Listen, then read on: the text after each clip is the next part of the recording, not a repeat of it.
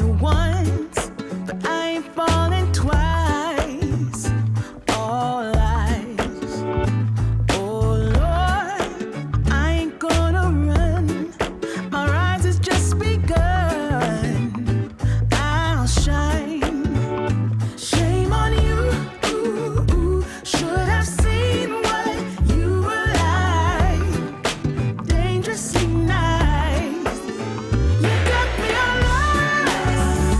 So blind. You got me all lost. Listen to my heart. I gotta be lost. Survive. Now you're all gone, my friend. Paper goods will come around. I'm still walking, I'm still proud. I never lost it. I never lost it. I never lost it, baby. Paper goods will come around. I'm still walking, I'm still proud. I never lost it. I never lost it. Paper goods will come around. I'm still walking, I'm still proud. I never lost it. I never lost it. I never lost it, baby. Paper goods will come around. I'm still walking, I'm still proud. I never lost it. I never lost it.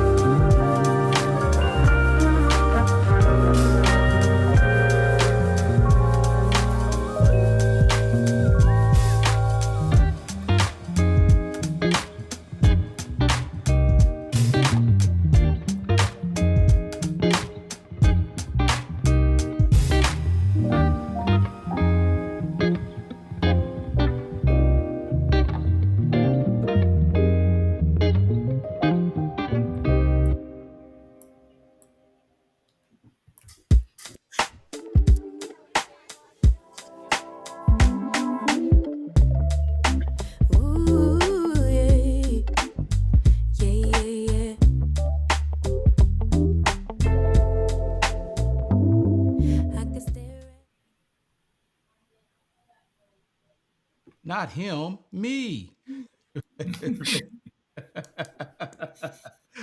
Hey, folks, Kenn Rashad, another edition of HBCU Sports Live. Man, we've got an action-packed show. We've got a lot to talk about. There's been a lot that's happened over the past weekend, including some breaking news that we're going to get into a little bit later regarding the HBCU conferences, HBCU conference commissioners pleading to Congress.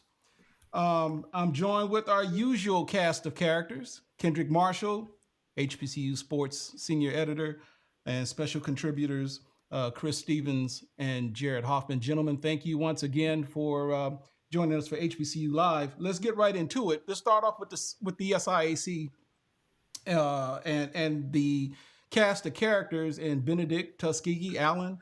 all three schools who are so far started the season unbeaten. I think Benedict is probably the talk of the town right now. Start off the season 4-0, but Tuskegee and a surprising Allen squad that is turning a lot of heads. So I'll start off with you, Jarrett, because I know this is kind of like your forte. What do we make of this start with the SIAC? And we've already talked about the possibility of the SIAC arguably being the best overall HBCU football conference of the four. So what do you make of this start between with Benedict, Tuskegee, and Allen? Well, to start with Benedict, I just think that they have been dominant on a level that we have never seen before. They are allowing 2 points per game. Mm-hmm. They're not even allowing a rushing yard per attempt. This is dominance that I don't think we've ever seen before. Now, it is twofold because the teams that they have played are respectively 1-3, 1-3, 0-4, and 0-4. So, the back half of their schedule is much more difficult than their first half. They'll have Morehouse, and then after that, they have Miles, they have Fort Valley State, they have Savannah State, and they have the aforementioned Allen. So we'll know how well they are in that stretch, but they look as dominant as can be right now. Chris Stevens.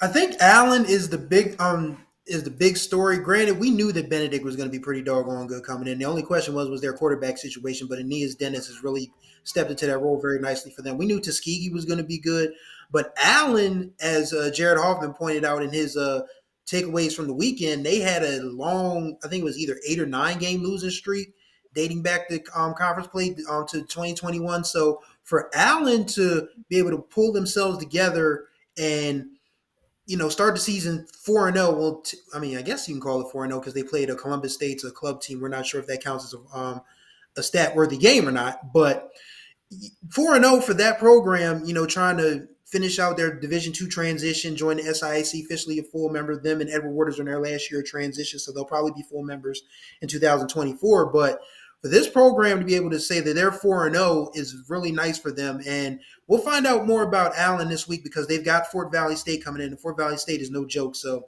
that should be a very interesting game to watch. And are we to make light? I mean, we talk about Allen, but how often or what are the chances that Allen can continue what he's currently doing right now? I mean, there's still a lot of football to play, but and feel free to bring to my speak. What was the expectation for Allen preseason? Any idea? Not this at all. They were at all. I thought. I'm sorry. 3-4 years into football. Yeah, because they restarted. They joined the conference, right? Yeah, they were picked 9th in the conference because they restarted football 2018. Actually, Edward Waters was a little before because Edward Waters was still in the NAIA. But Allen restarted their football program in 2018 as an NAIA program. And then when Edward Waters said, okay, we want to join the SIAC, Allen said, well, don't leave us behind. So they came on board. And I think Edward Waters was probably a little more prepared because they had football prior to that. Because, of course, Sean Wyatt, who we know as the Bethune-Cookman legend, was Edward Waters' first football coach when they restarted football. Allen restarted football, on the fly. And Teddy Keaton, who has won at places like Stillman, coached at other HBCU spots. He was a good coach, but he just needed some time to put together the type of roster that he wants for his for his team, and I think he's done that. And it really starts with their quarterback, David Wright, who Jarrett pointed out is leading not just all of the SIAC, but all of NCAA Division II in passing. So when you talk about a quarterback who can go out there and throw, as we pointed out last week, 4 fourth quarter touchdowns to overcome Kentucky State. Allen has definitely got themselves in a position that where they're a team to be discussed. Can they beat Tuskegee? Can they beat Benedict? We don't know. But we're going to find out, a little bit more about them this week when Fort Valley State comes into town. So what do we say about teams like, say, Fort Valley State and Miles? I mean, Miles has actually had a pretty tremendous preseason with a victory over Alabama State. They actually gave UAPB a scare. Do they possibly can they possibly make some sort of a difference with respect to the top 3 we're talking about right now? I think I so. think for my money, yeah, I think for my money, definitely so. As you mentioned, they beat Alabama State. They darn near beat UAPB. It needed a fourth quarter stop by the goal line to keep them from winning. They play some tough opponents. They're battle tested, and I think like as the season goes on, you look at their schedule. Um, After Clark Atlanta, they got Central. Then the big game for them is going to be October 7th, hosting Benedict. They'll tell you right there, like, if this team is ready to make that next leap. But then they got Morehouse, and then they face Allen toward the end of the month, and then Tuskegee to end the season. So we're going to know a lot about Allen in these next 5 or 6 weeks as the season goes on. But right now, I think uh, Miles and Tuskegee and Benedict, they're definitely going to be, I think, the three top teams. Maybe there's another contender out there. The three top teams in the SIAC that are going to challenge for the conference championship game, which will now be played in Atlanta this year, thanks to their reformatting of their conference. So it's going to be a really fun last stretch of the season in this league. And What just do we real know? quick, I just want to point out another team that we haven't talked about yet, Albany State. Yeah. They're in their first season with Quinn Gray. They're currently 2-0 in conference play. They're starting to put it together, and I think that they could be a team that is in that mix as well. The SIAC is loaded. I think the biggest factor that we need to watch is the battle in the trenches. I think the biggest reason why Benedict didn't win their playoff game against Wingate last year is because of the trenches. They allowed 7 sacks against Wingate. They were only able to get 38 rushing yards on 37 attempts against Wingate. You know what I mean? So I think that will be the biggest question, is that battle in the trenches. Who is able to win that battle in the trenches? Because there's skill position talent all over the SIAC. Whoever wins the battle in the trenches will be the team that represents the SIAC. And right now, it's looking like it's going to be Benedict, but who knows? Well, okay. So with that said, Jarrett, and I mean, we've been down this road before. We see a team that, based upon what Benedict did last year, and we kind of see the trend that they're taking right now. But let me ask this: if there is one team of who we've talked about at this point at the SIAC, is what is the one team that you, other than Benedict, could make a serious run and win out, or should I say, just win the SIAC? If there's one team, I think it's Miles, because Miles has the track record. I think Miles has, outside of Benedict, to look the best of any team. Like you said, they beat Alabama State, and it was a legit win. It was not a fluke. They were in the game against UAPB, and that was not a fluke. They were in that game for real. They have won their SIAC games handily. They have looked well defensively. They've looked well on both sides of the ball. They have looked as clean as can be. And this is a team that was 1-9 last season. So they are much improved. And I think that if there's any team I think that they will give them the biggest test in the regular season. And that could be a game that we could potentially see in November. So if there's any team that I have faith in, it's probably Miles. Wow. Still a lot of football to play in the SIAC. Let's go ahead and take a look at the CIAA, in which, based upon our pre-show discussions, Johnson C. Smith is making some noise, in which the question has to be asked: is Johnson C. Smith for real? For real? I'll start with you, Chris. Yeah, I saw them. Obviously, I covered the game this past weekend at Lincoln, and they have a lot of good pieces on defense. They got, the linebackers that are, stellar. They got a space eater in the middle, Kadrika Stanley. He's a freshman from Macon, Georgia. He is listed at 6'1", 325, and that 325, I think, undersells it. That young man literally was taking on guards and centers like Stone Cold Steve Austin against the Alliance back in 2002, just tossing people left and right. And that's why Lincoln had about 40 yards rushing on the ground. And they used their freshman quarterback Robert Stanley this past weekend. So Robert Adams, excuse me, this past weekend. So one thing they have two Newmans at running back, Tim Newman Jr. and Jacob Newman. I don't know if they're related or not, but they're both from Charlotte, North Carolina. So possibly they could be related, but they're both very talented running backs. They combined for about 200 yards on the ground. And that was a win that told me that not just that Johnson C. Smith is good, that Lincoln still has a ways to go before they can contend, but this is about Johnson C. Smith right now. The South is still very much up in the air. Yes, Fayetteville State has won their last two. So has Winston-Salem State.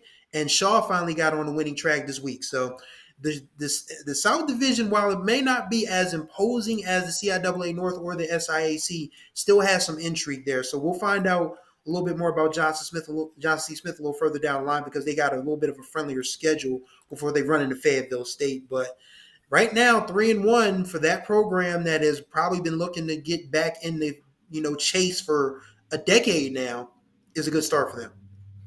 Jarrett Hoffman. Well, I think when you look at Johnson C. Smith, as Chris pointed out, the defense is where you start. And if you look at their defensive coordinator's track record, Barry Tripp, he was the defensive coordinator at Fayetteville State for the first 3 of what is now 5 straight CIAA championship appearances. He was the defensive coordinator at Winston-Salem State in 2013 and 2014. When in 2014 they made it to the CIAA championship game. The 2013 CIAA championship game was obviously canceled, and he has a track record of success as a defensive coordinator. So when you talk about all that talent, it begins with him. He's bringing those guys together, and he's having an impact on that team, and they are looking like a team that could challenge Fayetteville State and put that CIAA championship streak to rest. I think that game is definitely something that is going to be a litmus test for them that could potentially see not only will they be able to get to the CIAA championship game, but are they a player to win it? So I'm interested to see how they look against Shaw. I've been on record saying that Shaw is not a team I believe in, but I think Shaw is good enough to be the gatekeeper to see if they are good enough to get to the CIAA championship game. And I think that will be a tough test for them before Fayetteville State.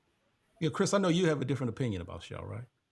Yes, I firmly believe that Shaw is still a sleeping giant in that Southern Division. I mean, granted, Fayetteville State's won the last 5 of them things. Winston-Salem State appears to be back on the right track. Johnson C. Smith is off to a good start. Shaw just has to figure out a way to they've got the defense. Their offense is still very much in flux, even though they have Sidney Gibbs, one of the top running backs in Black college football. They've just got to figure out their quarterback situation. They'll start a guy here, start a guy there, and they'll switch them up during the game. So maybe that's something Coach Jones likes to do, but he may have to stick with one quarterback going forward, because if you can get one guy that is going to be able to guide your offense, get Gibbs the carries that he needs to be successful. Find Manny Belcher open down the field, which they were able to do against Elizabeth City State last week. They'll be fine. I mean, I still think Shaw has a chance to jump up and bite somebody in the butt in this division, but we'll find out soon enough if they're good enough. And what are we to make? What are we to make about Bluefield State and their early entry into the division? I mean, are they to be taken seriously? I mean, 1-3, and are they 1-3? Yeah, 1-3 on the season. Hadn't won a game yet, but what do you guys think of their appearance or their new arrival into the conference? It's going to take time for them to get acclimated to the conference. I mean, they picked up the first win, their first time out, which was a little bit surprising, but they have been building something, being independent and on a provisional status for a while. But I think this season is going to be a learning experience for them for the most part, being officially at the Division II level and playing a really competitive schedule for the first time. So they're going to know after this season over with, what they need to do in order to compete. But their rise has been quicker than anyone would expect, and also more competitive than anyone would expect. So I think Bluefield State, after not having football for all these decades, they're going to be a team not this year, but maybe down the road that's going to challenge for the CIAA championship as long as they continue to progress in their program. Yeah, Right. it's a lot to ask for a team that hasn't been around 40 years to play their first 10-game schedule in the CIAA North with Bowie State, Virginia State, and Virginia Union, and to be a competitor. So for anybody that thought that they were going to be even a 5-win team, I think that was a little bit much to ask. But I think they're adjusting well. I think they're learning. I think it's the learning rather than just losing. You know what I mean? They're going to learn from these games. They're going to identify what they need to work on, what they have, and what they don't have. So I think this is all just a learning experience for them. Now, when we get to 2 or 3 years down the line, and they're still at this pace where we're going to start the discussions of, okay, what is going wrong? Why isn't this getting better before it's getting worse, type of thing. But right now, they're still in the learning phase, and even then, they're still going to be in the learning phase. But it's going to be, we need to see some improvements. But right now, it's just a learning phase for them. So is it safe to say that the way things are trending right now, that we could possibly see a matchup? I mean, that Virginia State. I mean, look, we saw what they did to Norfolk, and we'll get a Norfolk early later. But I mean, early predictions. Given what we've seen right now, who do you guys take to win the CIAA? I'm going to go with. I'm going to go ahead and say that this is Virginia State here. Virginia Union right now they have to figure out if they're going to get Jada Byers back, because they definitely missed him against Fayetteville State last week. I mean, granted that those weather conditions didn't lend to anybody really moving the ball all that well, but Fayetteville State winning that game 10-7 on a last second field goal. Virginia State. I mean, Virginia State is unbeaten right now. Bowie State is good, but for some strange reason, that offense still hasn't clicked since they beat Delaware State. Of course, they beat Delaware State. Who doesn't beat Delaware State? But they haven't. Their offense hasn't clicked since that game, and I guess they're still trying to figure out, if they can surround Amir Jenkins with the playmakers that he needs to be successful. Because again, that defense is top notch. If they can get 17 to 20 points a game, then I would say that Bowie State would be in there. But I don't have faith in Bowie State scoring 17 to 20 points right now. So I feel like Virginia State wins the North, and even if it's Johnson C. Smith or Fayetteville State or Shaw that wins the South, I feel like Virginia State, this is their year. Speaking of MEAC and Norfolk State, there's a lot to unpack there. Norfolk State had stumbled out the starting block to start the season with a loss to Virginia State. And it's kind of been kind of a up and down season. I don't know if you can necessarily take the loss against Temple. I don't know if you can necessarily hold that against Norfolk State, but they do appear to be playing inspired ball, especially over the last couple of weeks. What can we say about Dawson Odom's and the Norfolk State team? Have they turned the corner? I don't know about turn the corner, but they during the course of last year. I mean, do we see them trending in the right direction? I don't know if they turned the corner, but they had to get better this year. This is Dawson Odom's third year there at Norfolk State. Yep. And the first 2 seasons were a disaster, especially last season coming off some off the field stuff they had to deal with before the season started that apparently got rectified. But yeah, this was the year that Dawson Odom's really had to prove it. He came in with great expectations from Southern, having been successful there. And you think, well, he's back in his neck of the woods, as part of the country. He'll be able to recruit.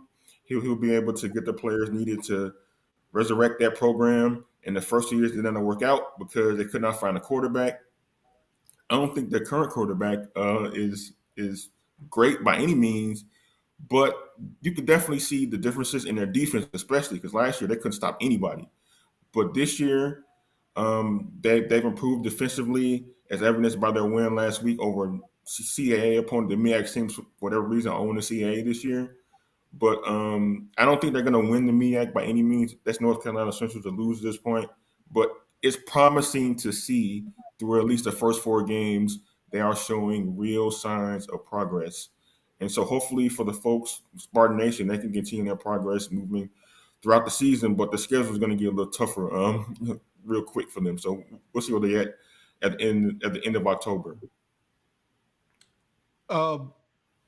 Chris, what do you think about Norfolk State or even the MEAC in general?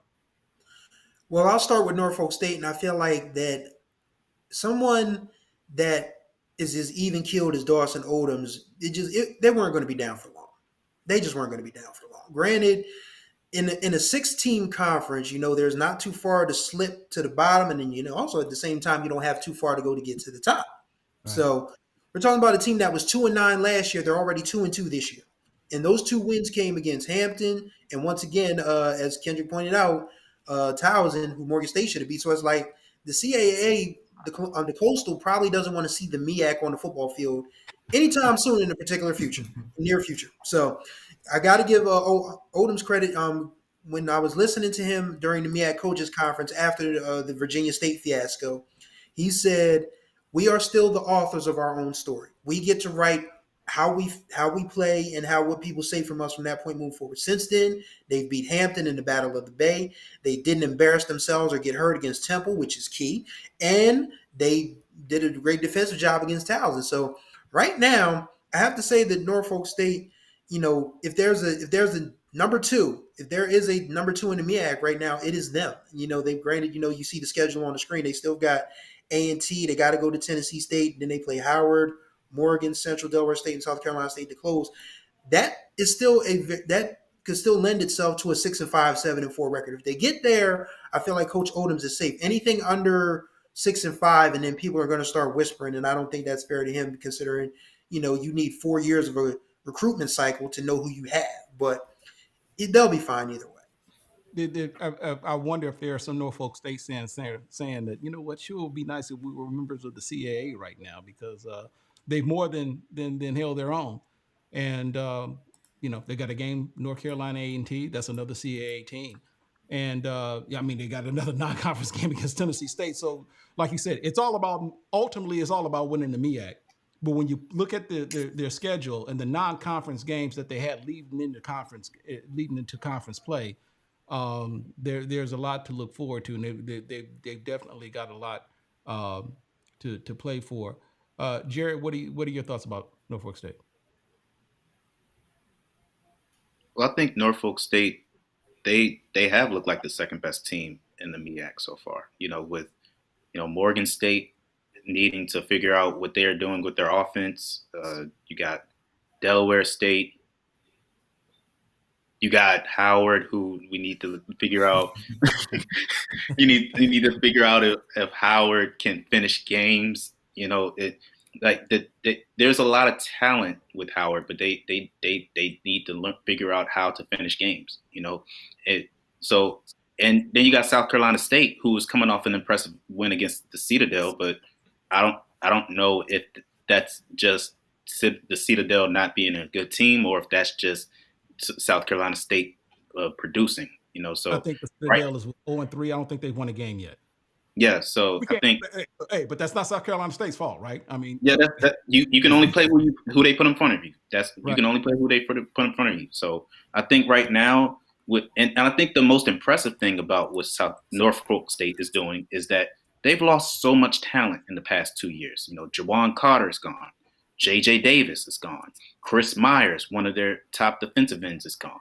They had one of their top defensive backs, Brandon Savage. He's now at Morgan State.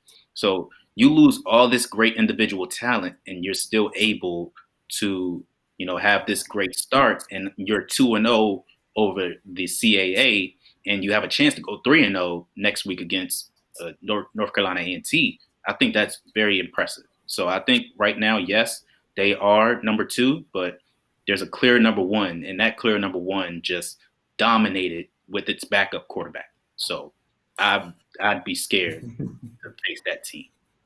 Well, with respect to North Carolina Central, Jarrett, I mean, you made the comments about Davius Richard and the fact that you think that he should sit out a little longer? Yeah, I think they should hold him out until conference schedule, because, they have Campbell and there's somebody else that they faced, and then they have a bye week the week after that, and then they come back and they play their conference opener against Morgan State. So I think the Campbell game, there's not much to. There's more to lose. They play Elon. Okay, Yeah. so Yep. there's those two games, Campbell and Elon. I don't think there's much to gain from that, other than a great win on the schedule. That's amazing, great. But I think to get to the Celebration Bowl is the ultimate goal, to win 2 straight Celebration Bowls. That hasn't been done since. It's only one team that's ever done it, North Carolina A&T, obviously. So that's your goal. That's your goal. The highlights on tape, that's great. But in the numbers in the stat sheet, that's great. But we've already seen his numbers. We've already seen what he can do. We already know that he's a dual threat quarterback, big body quarterback that can pass downfield, that can make plays with his legs. We've seen all that. But he needs the Celebration Bowl once again. And I think that's the ultimate goal. So I think, yes, they should sit him out these next 2 games, especially if he is having nagging injuries. You don't want there to be a situation where he gets out there, one of those, in either against Campbell and Elon, in a game that isn't very significant to me, and he gets hurt in one of those games, and now he's out for the season. And now he doesn't have the opportunity to go back to back. So I think the best to be safe, because you're taking a gamble if you play.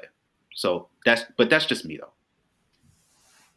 though. Chris, you had a lot to say about Delaware State before we started doing. That's every week he does that. Yeah. Unfortunately, that's the case. What's the problem with Delaware State? I mean, I know there's a lot. I mean, I know you can't necessarily pin it down on one thing, but tell us some things about Delaware State that most folks on the outside looking in may not be aware of, if you don't mind sharing.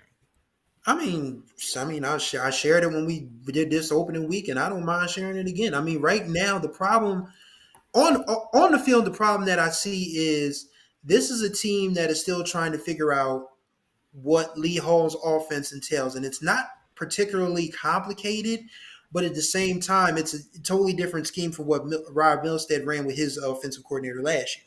Like last year, there was a lot of, there was actually some I formation from Delaware State last year. Now they're trying to get the quarterbacks back in the pistol.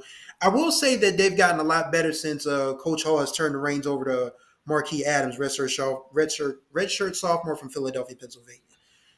Talented young man, can move with his legs, has a strong arm, and now it seems like, okay, now they can stop the Aaron Angelos experiment. It should have been either Marquis Adams or last year's starting quarterback, CJ Henry. I don't know why CJ hasn't seen the field much this year, considering he was the one that won 5 games for him last year. But as far as off the field goes, it goes back to wanting to make a splash with, your head coaching hire if you're the athletic director, Alicia Shields-Gasson. And this is not a knock on Alicia Shields-Gasson. She's doing great things at Delaware State University.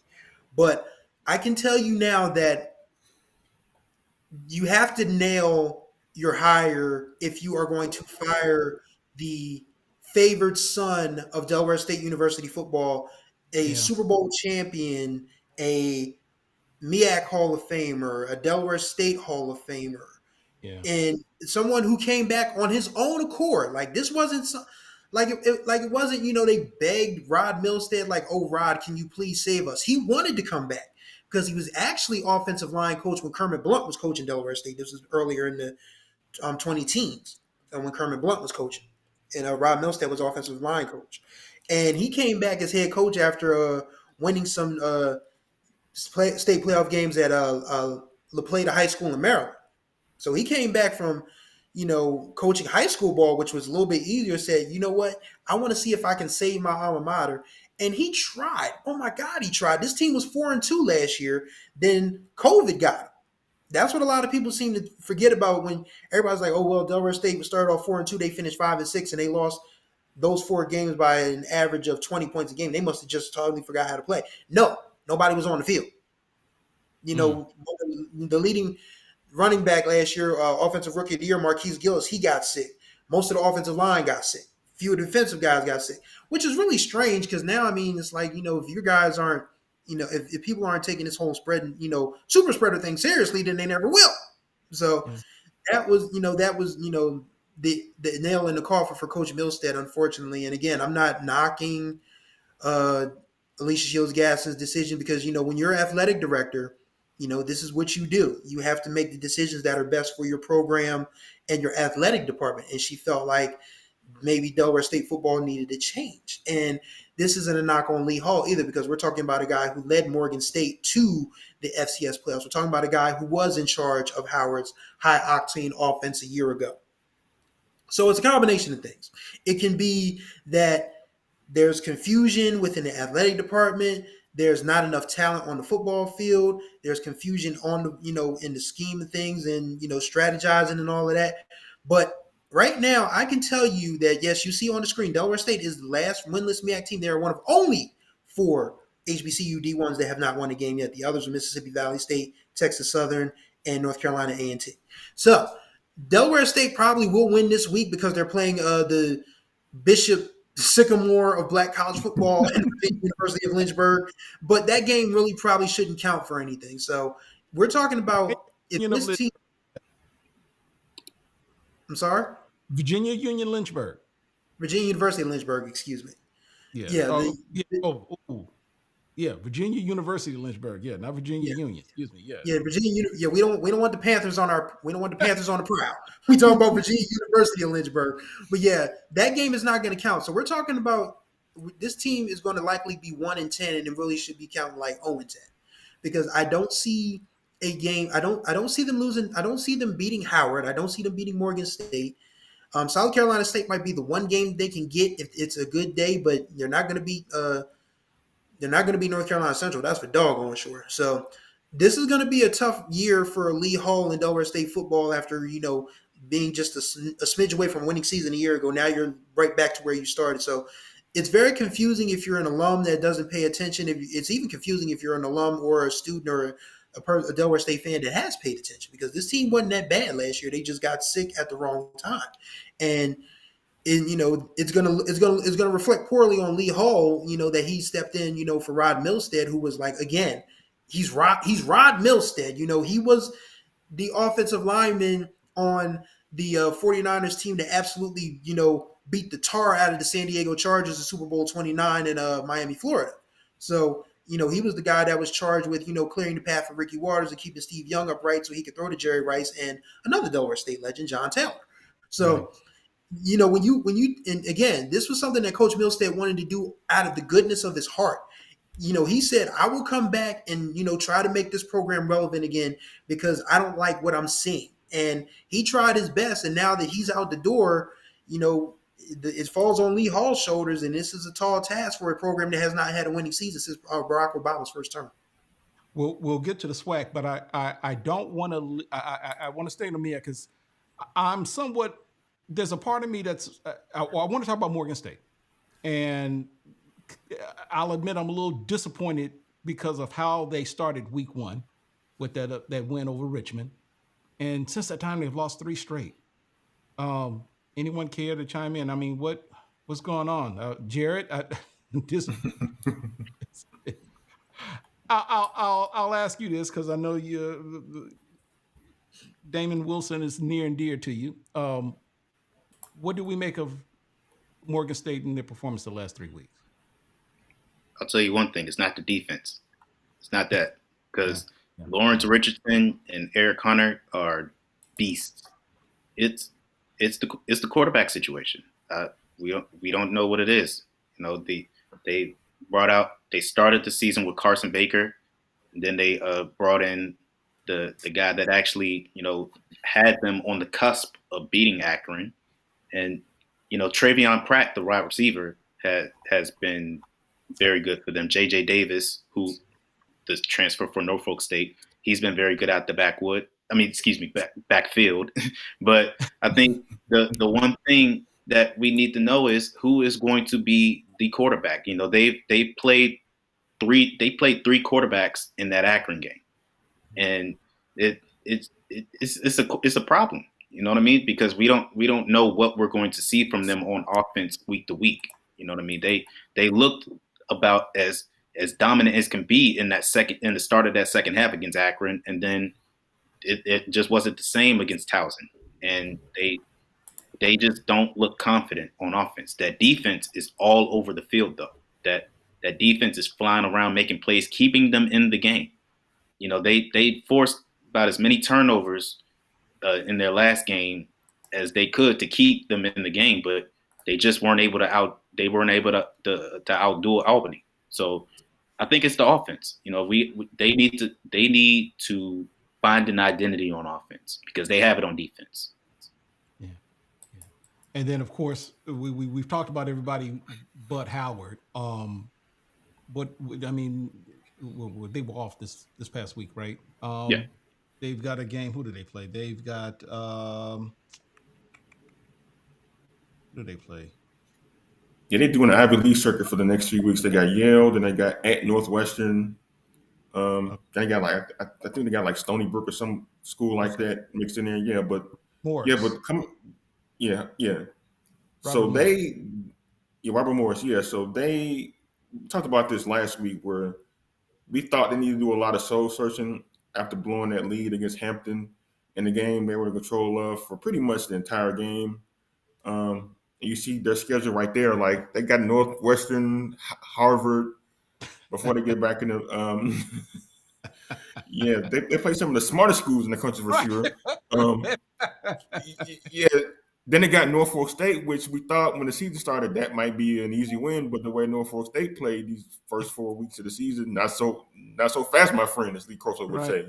Yeah, they can actually lose that game, and so like this, I'm not gonna count the Robert Morris, Howard, and Northwestern parts of the schedule because they're probably gonna lose all those games. But like we're gonna see what this team is made of when they play Norfolk State to start conference play officially, and then go from there because. We thought that they were going to challenge for the MEAC championship, but now it looks like it's going to be harder than we all thought it was going to be based on how some teams behind them have performed so well this season. I mean, like they play Morgan State, even though they're 1-3. Like Morgan State's a really good team though, and that game's not going to be easy. And they play North Carolina Central, and their number 1 quarterback is elite, and number 2 quarterback is elite too. So that game's not going to be easy either, despite the fact they host that game in October. So. Yeah, I think Howard, like it's gonna be a tough road for them coming up this next stretch of their season. Yeah. Okay.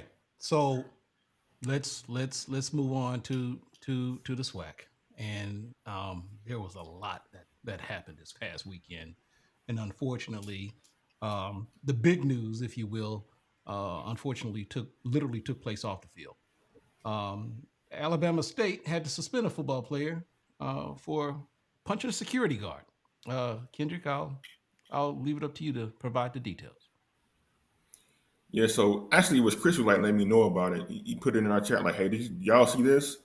And this was a video of Alabama State football player Jacob Freeman who got into like some kind of back and forth with some fans in the bleachers who were sitting behind Alabama State bench late in the game against Florida A&M.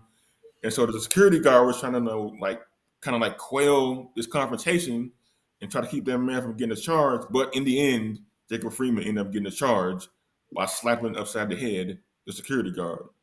He ended up being arrested actually after the game, bonded out like that same night, suspended indefinitely from the team, according to the school. I asked this morning Alabama State head coach Eddie Robinson Jr. about it.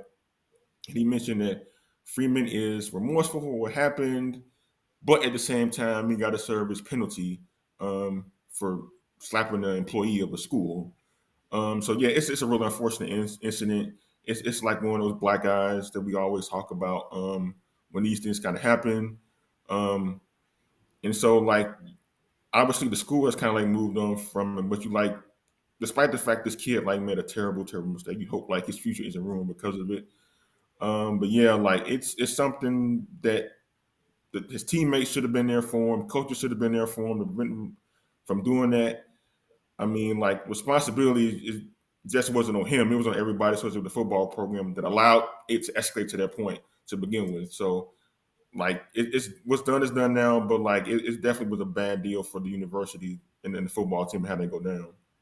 Chris, we kind of talked about this too before we started the show, in that and I want to be really careful here because we're not professionals, we're not therapists, but there is a lot to be said for the mentality of the kids that are playing, or just the college kids in general, in terms of what they can endure, um, things that they can or can't tolerate, and the steps that they're willing to take just to prove a point. And in this particular instance, even going so far as to lay hands on a security guard or special events person or whoever that person was. But your thoughts on that? As someone who's covered high school and college sports for 21 going on 22 years, I mean, I've heard some things. I've heard people, yelling at, and granted, kids are going to be kids. Like there was a time, there's a legendary story in Delaware State University lore where the Bethune-Cookman football team and the Delaware State fans mixed it up after a game and there was a stop sign involved. So, I mean, there have been some things between, athletes and fans going back many, many years. But I'll say this. I mean, these kids today, I mean, granted, I don't want to sound like, hey, you get off my lawn or whatever, but, their tempers are very short, and I get why, because people will, push your buttons, and not everybody has the same temperament. Not everybody has the same, ability to hold back on triggers. Not some straws that break the camel's back might be an entire pack, or it might just be one single straw. And whatever was being said to Jacob Freeman, he really didn't take kindly to it. And I just feel bad for that special events person or security guard, because all they were trying to do was keep this kid from making a fatal mistake, and he ended up doing it anyway. Yeah. Like there's not too much where you can defend somebody that literally just, punches somebody square up in the face, and knowing this person can't fight back, because I mean they're a special events person. Like this isn't what happened in Alabama where the security guard threw up his hat and all HE double hockey sticks broke loose. I mean this isn't how it works. That person has a family to feed. They have rent. They have responsibilities, and this person just had to wow, this football player really punched me in the face for trying to keep him from doing something stupid. He still did something stupid. And I just want people to understand that when you go to these games, you hear it all the time before the game starts. Let the players play, let the coaches coach, let the officials officiate. All calls are made in good faith. Any sexist, racist, derogatory comments could result in your removal from the game. They say this everywhere. Yeah. High school, college, and professional. So the fans have a responsibility to keep themselves in check too, but at the same time, you cannot lose your cool like that.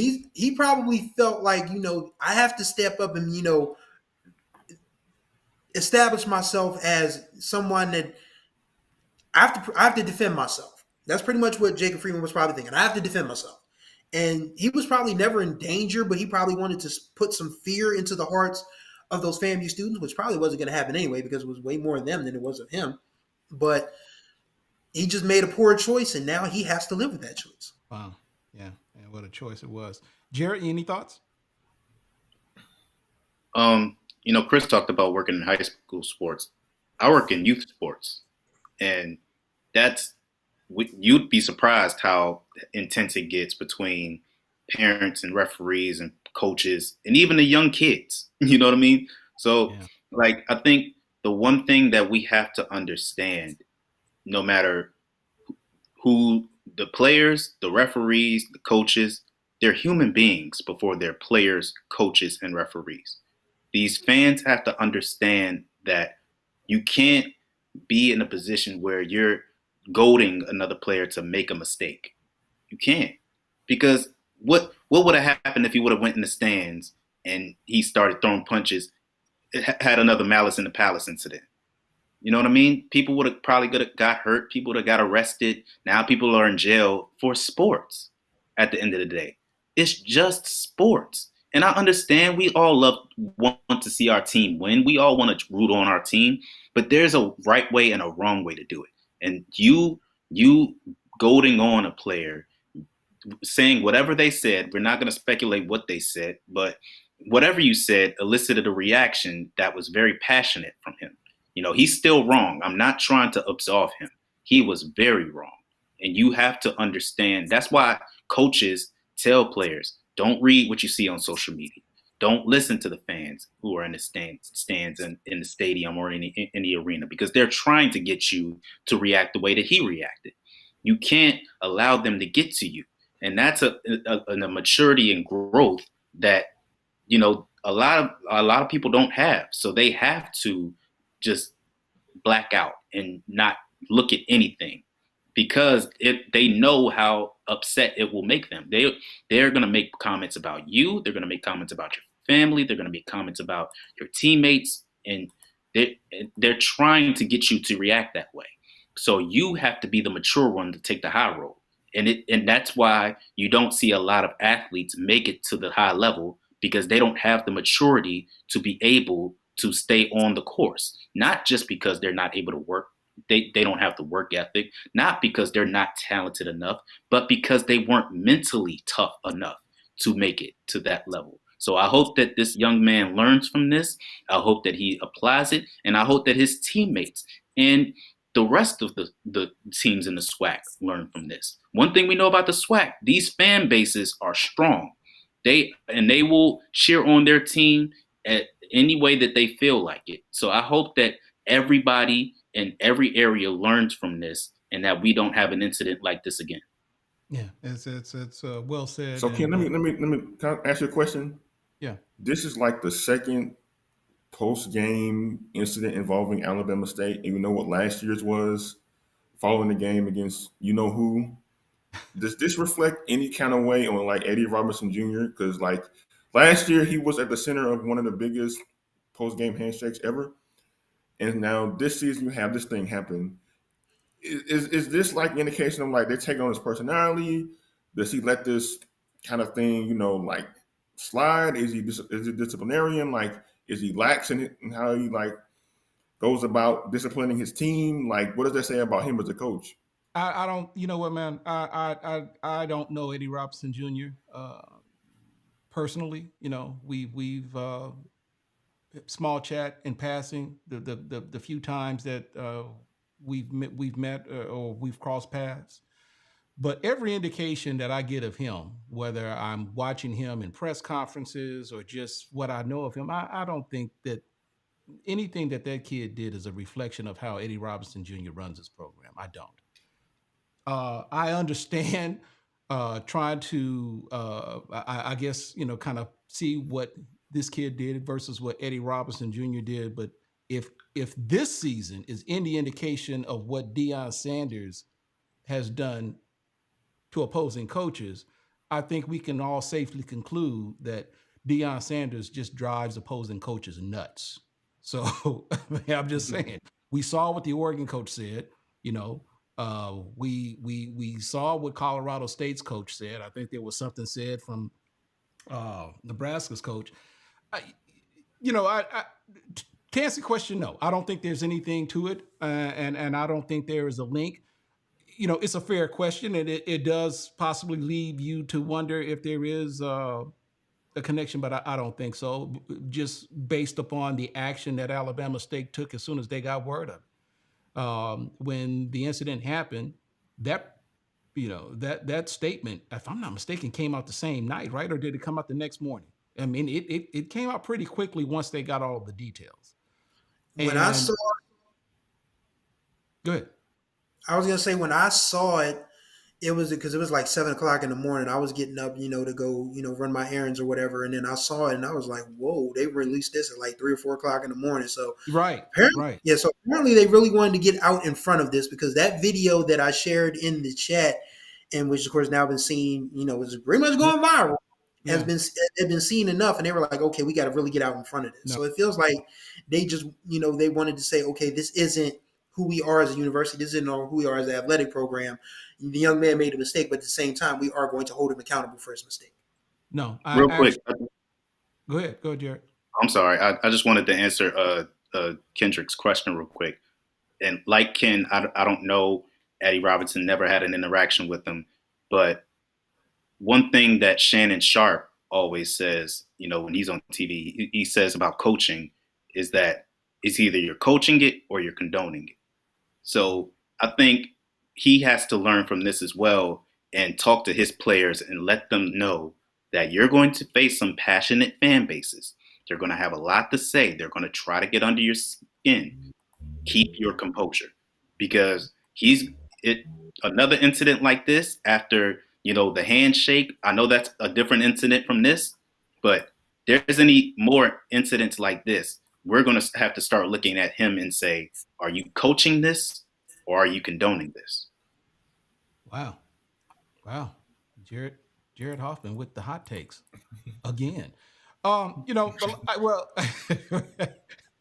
I just don't think. I'm just simply going by the actions, not only of Eddie Robinson Jr. but the school. Now, granted, I've heard reports have indicated he was pulled off the bus and was arrested.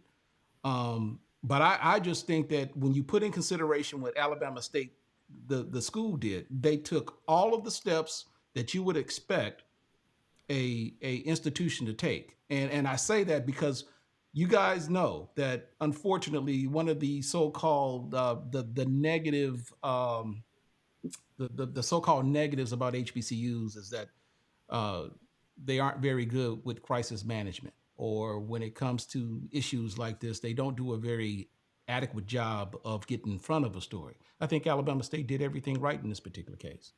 And so, I understand why you would want to question that, Kendrick. Like I said, it's a fair question, Jarrett. I understand your assessment. I just don't think Eddie Robinson Jr. I don't know a whole lot about his coaching methods. I understand that situation with Deion Sanders, what it was, but I just don't think that what we saw from this kid is any reflection or indication, at least not yet. I'm willing to give him a pass. I don't think that this has anything to do with what he does or what he condones as a head coach and what he instills in his kids as a coach. Just real quick, I just wanted to make it clear. I'm not saying that he is at fault.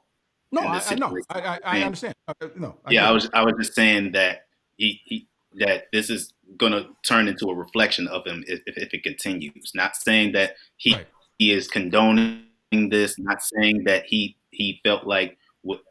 I'm not saying any of that. I'm just saying that if more incidents like this continue to happen, then they're going to start looking at him as a coach and as an influence on the players in the locker room. Yeah. Well said. Like I said, that we'll continue to monitor that story, and I'm sure we'll at some point get some additional details with respect to the state of that young man, and hopefully he'll be able to make the most out of or the best out of a difficult situation going forward. Moving on. FAMU is kicking butt. And that one hurdle that the Rattlers have faced, I guess, the last couple of years with respect to losing their first game against Jackson State, they were able to cross that hurdle. We were just mentioning Alabama State, and I think it was safe to say that when you looked at that schedule, Jackson State and Alabama State were probably considered the two more competitive games that they would probably have to face, especially as it related to having some sort of a chance for contending for an East Division title. Now that Florida A&M has gotten past Jackson State and Alabama State unscathed, is the coast clear for FAMU in the East and possibly winning the division? Kendrick, I'll start with you. I think so. Last week against Alabama State was described by Willie Simmons as told to him by Commissioner McClellan as a SWAC East Championship game. Because the commissioner was actually in attendance in Tallahassee last week for that one. And they were able to pass that test. I mean, like, FAMU, they haven't looked as sharp, especially on offense all the time. But you can tell, like, they just out-talent people. And that was on display last week against Alabama State. who's on display against Jackson State, and it will be on display for the rest of the season because their schedule, as I look at it right now, includes a game at Mississippi Valley State, which could be a trap game.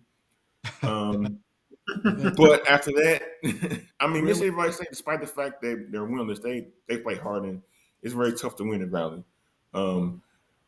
After that, they go to Southern, and then they play Texas Southern, and then the one loss that they might possibly have, if it's not as Southern, could be Prairie View because Prairie View right now is in first place in the SWAC West.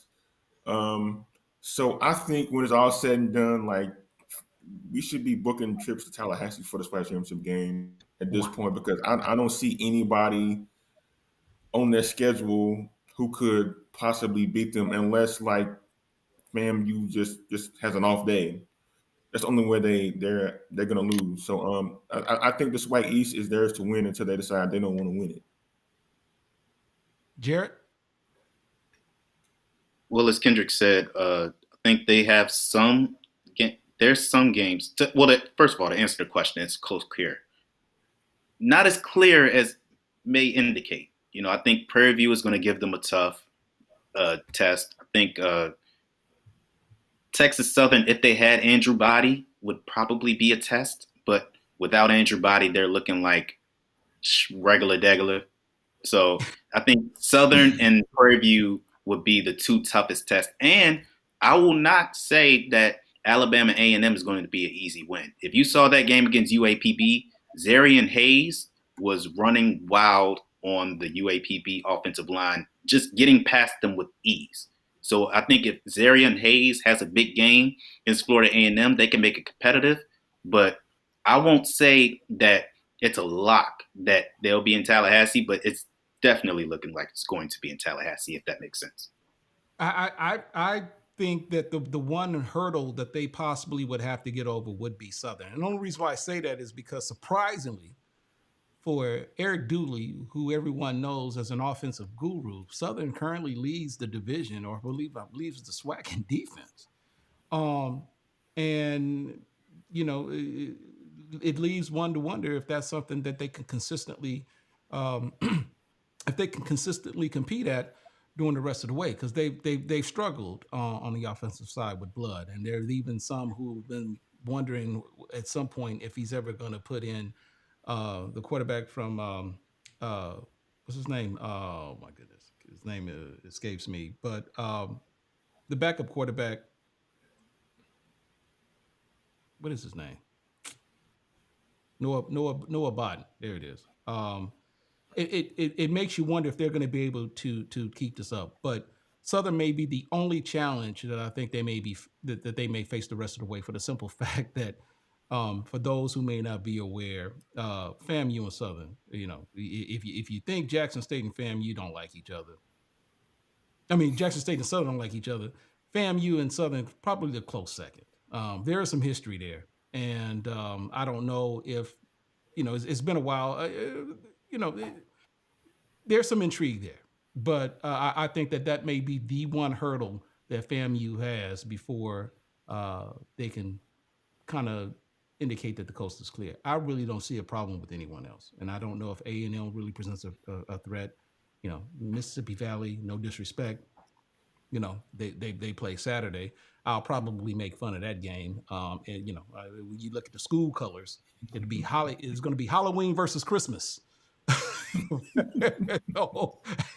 And that's going to be ugly, and the outcome and everything. So, but it remains to be seen. Chris?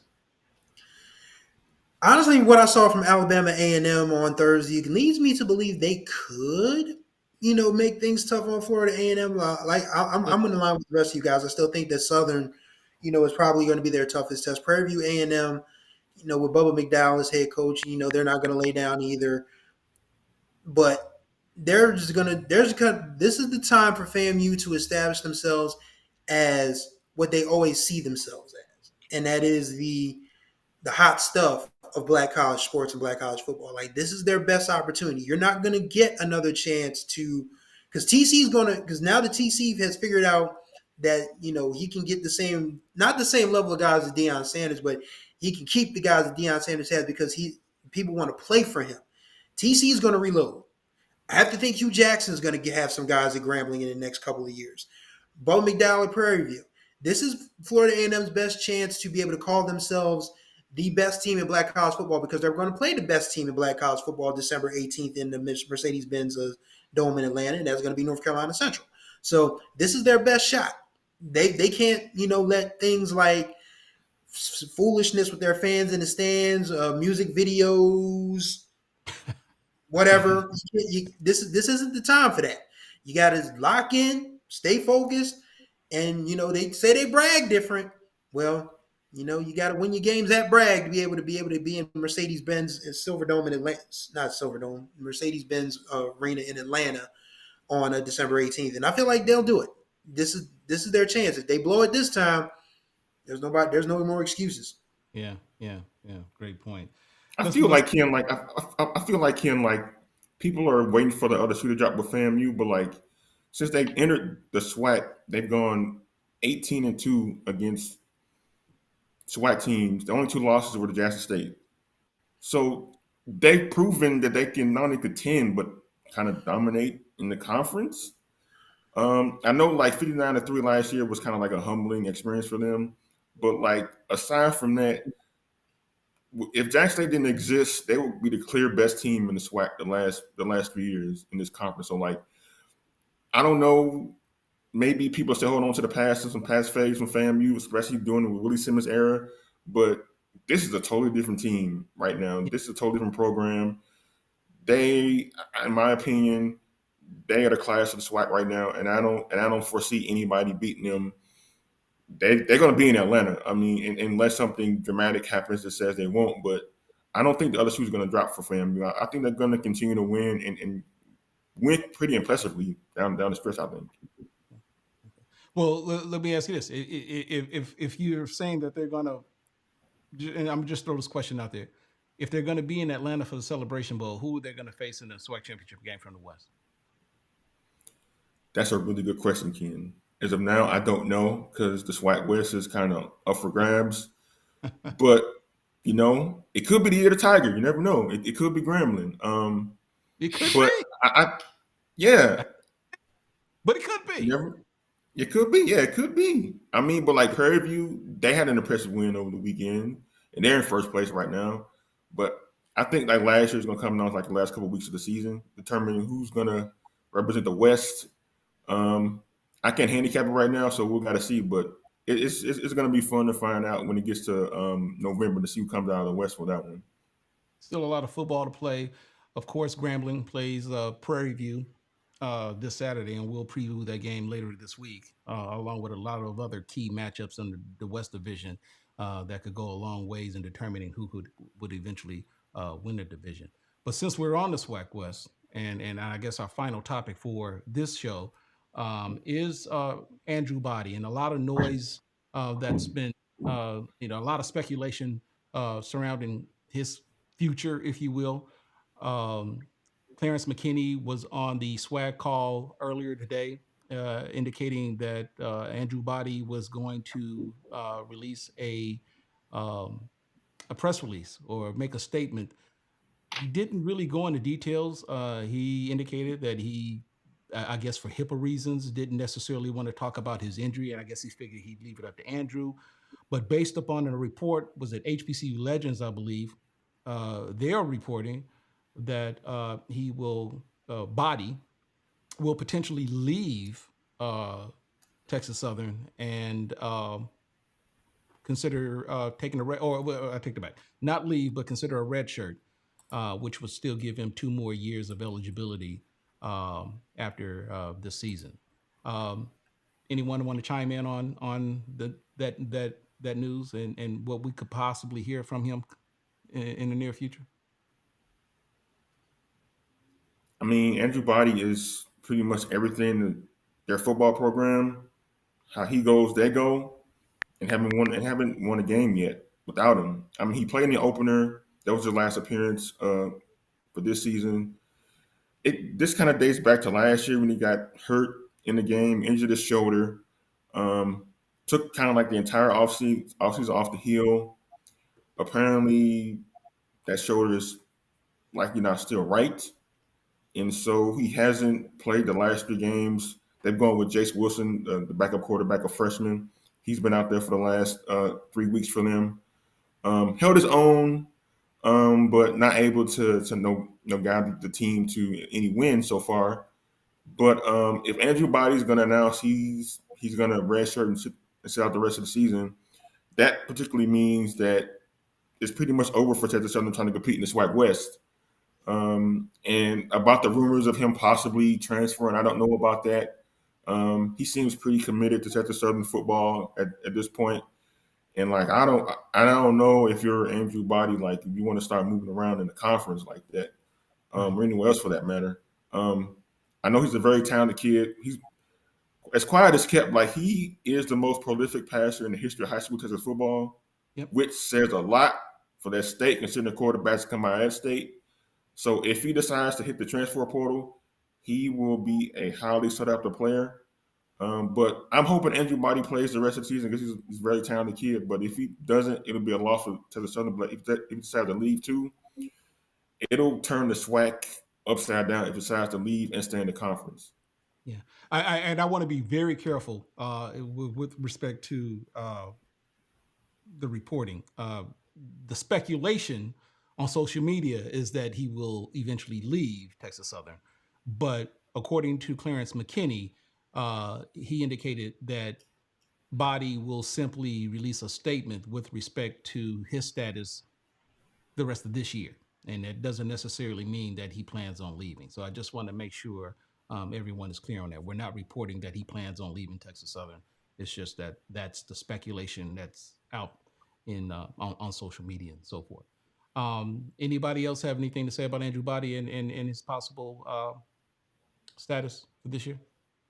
I think Texas Southern will be begging for him to come back because if you've seen how they look this season without him, granted they played against Rice and Toledo, but they did not look even competent in those games, and they did.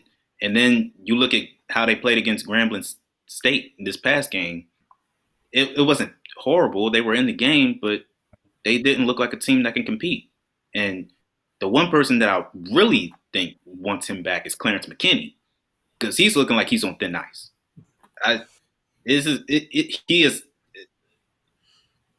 Look, that season opening loss was a bad loss.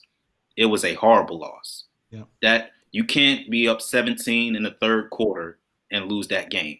Now, granted, we don't know what Andrew Body was going through in that game at that particular time.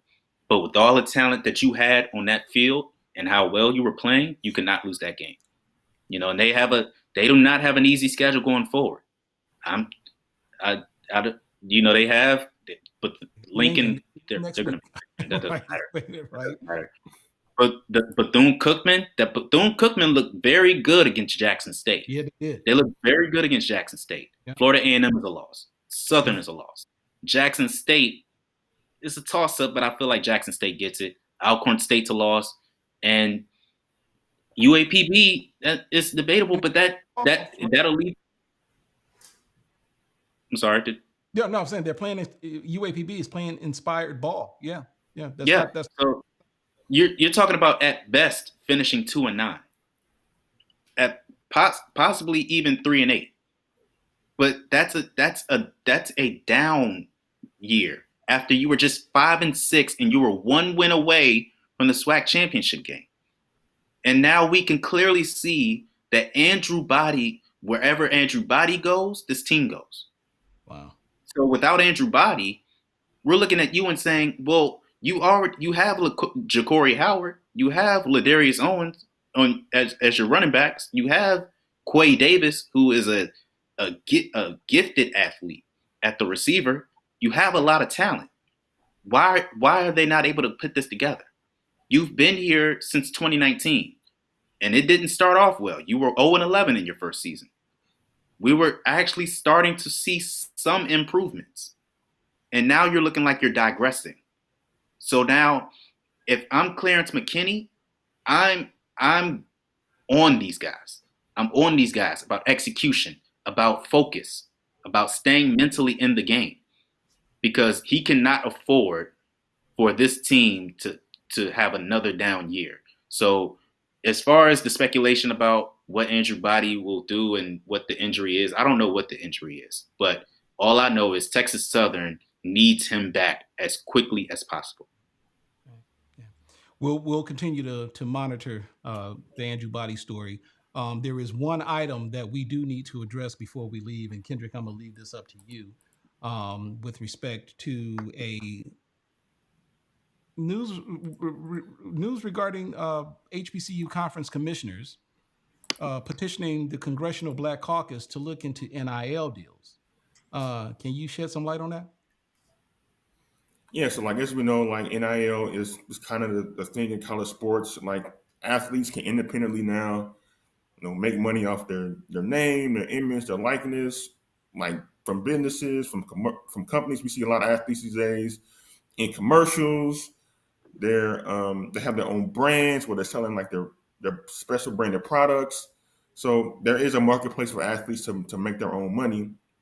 And so the Conference Commissioners of the CIAA, the SIAC, the SWAC, and the MEAC, they all last week sent a letter to the Congressional Black Caucus in DC to petition them to look into NIL from the standpoint of passing legislation that will place some limits on its reach.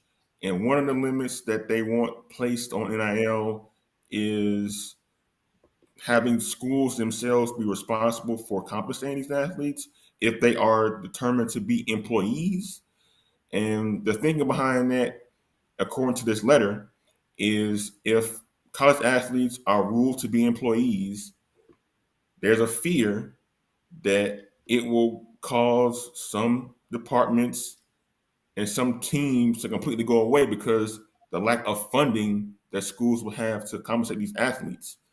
As we all know, Black colleges are under-resourced as dubbed by the NCAA.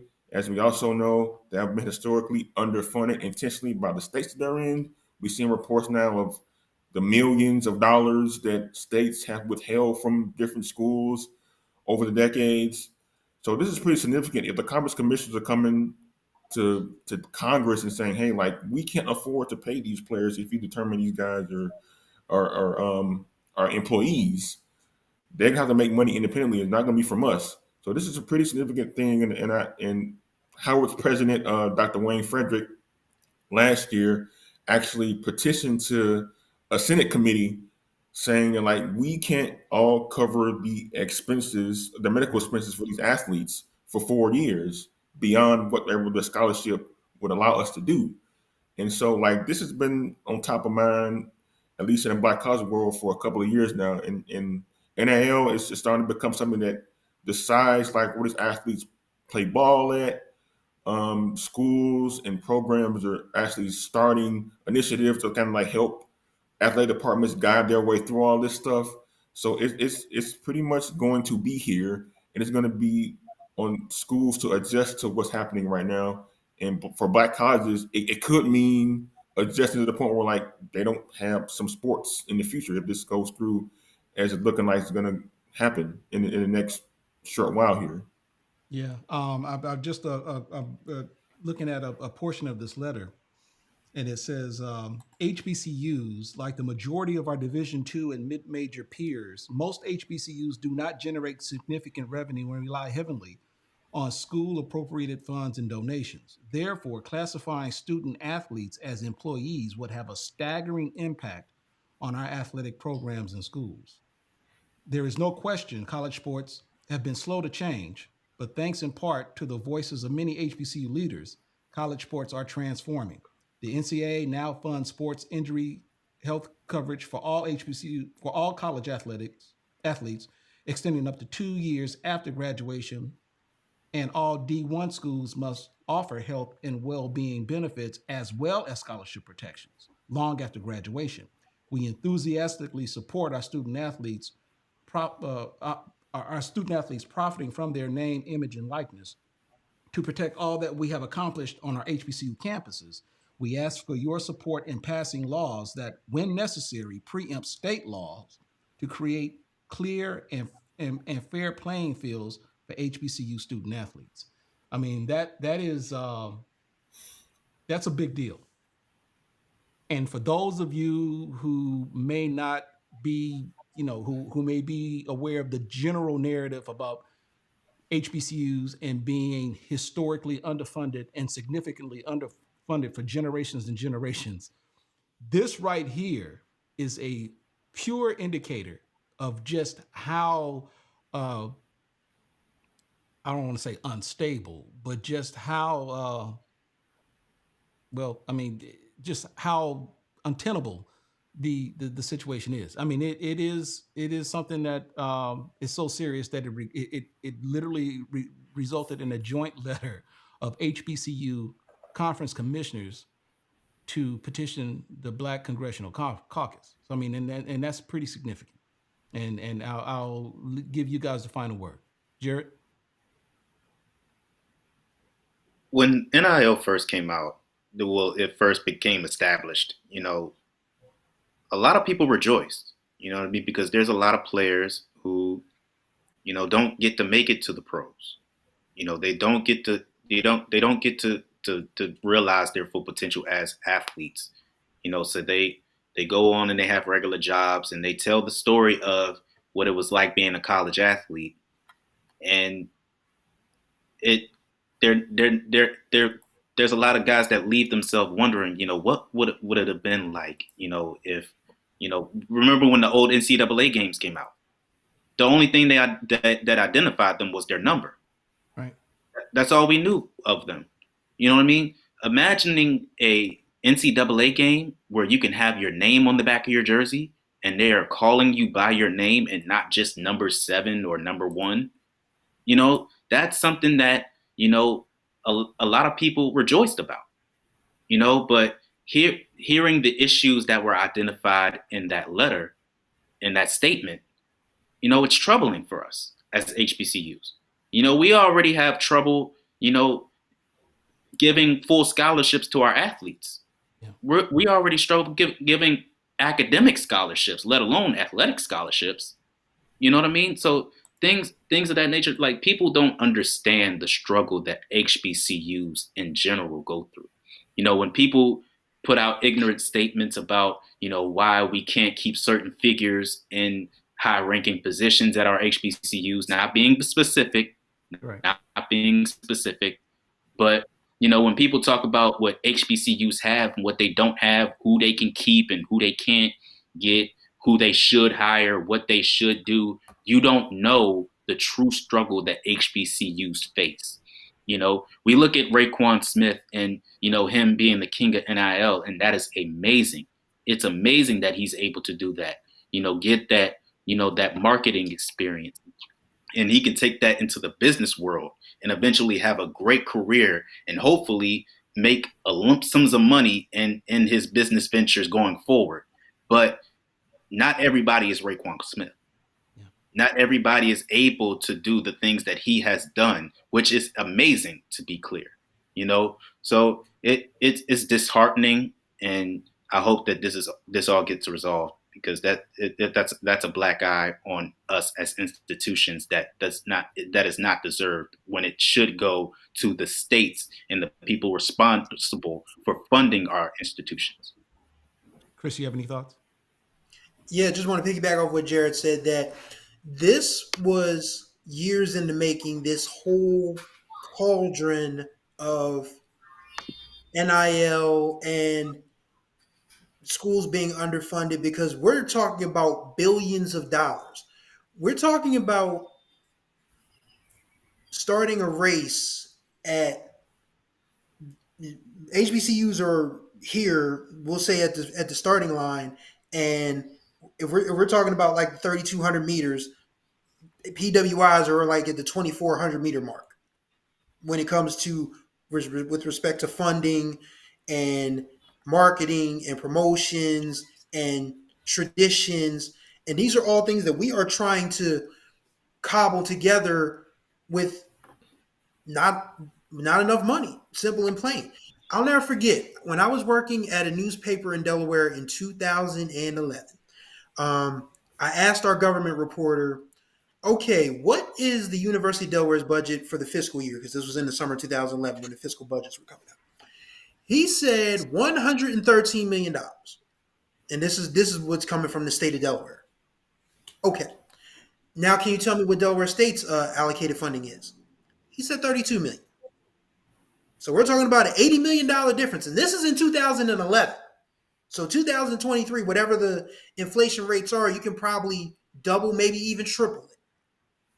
We're talking about, and we're not talking about University of Delaware being as prominent as a Michigan or a Notre Dame or Ohio State or Alabama or a Texas or a USC. We're just talking about regular old University of Delaware. So if we're talking about Vanderbilt getting more money than Tennessee State, we're talking about Virginia and Virginia Tech getting more money than Norfolk State, Virginia Union. Hampton isn't counted because they're a private school. If we're talking about Florida A&M being shortchanged, being in the state capital, literally across the street or across the highway, or whatever you want to say it, from Florida State to Tallahassee. This is something that has been in the making for years. That's why it's frustrating to watch, because we knew this was coming with the Ed O'Bannon ruling that eventually came down, because the Ed O'Bannon case was in court for probably a decade or more. And once that ruling came out, we knew that the floodgates were going to open for NIL. And unfortunately, HBCUs were not privy to that case being, running through the courts and being able to stack money like PWIs and Power Fives are. So this is where we are right now. And as Jarrett said, it's very discouraging. It's terrifying, honestly, because if we can't keep kids athletically, we're not going to keep them academically, because the athletic experience at a college institution is just as important as the academic one. Because you got to have something to draw the kids out. You got to have something that's going to create memories, because a lot of people have memories of sitting in the stands, cutting a fool, not to where security guards get beat up, but just cutting a fool, watching the games and different things. Band, the fifth quarter, all of that stuff. And all of that is in grave danger. And I don't think people understand just how grave a danger that is right now. So very disappointing. It's very discouraging. Hopefully, and I'm with Jarrett. I want these kids to get their money, because the NCAA has made billions and trillions of dollars off of the backs of kids, nameless and silent kids, for decades now. So I want these kids to get their money, but at the same time, we have to figure out a way that it's going to save our institutions, because if we can't, so it's a dangerous road ahead. Yeah. Kendrick Marshall, Chris Stevens, Jarrett Hoffman, thank you so much for taking a little time to talk about the key issues that we have discussed this past weekend, with a lot to talk about going forward. Folks, if you are watching the stream right now, please bless us. Do us a favor, hit the like button and subscribe to the channel so that you might be informed of other future episodes that we may produce, whether it be our podcast or even the live streams from the SWAC press conferences that we live stream every Monday. I'm Kenn Rashad. Guys, see you next time. Thank you all for watching. God bless you.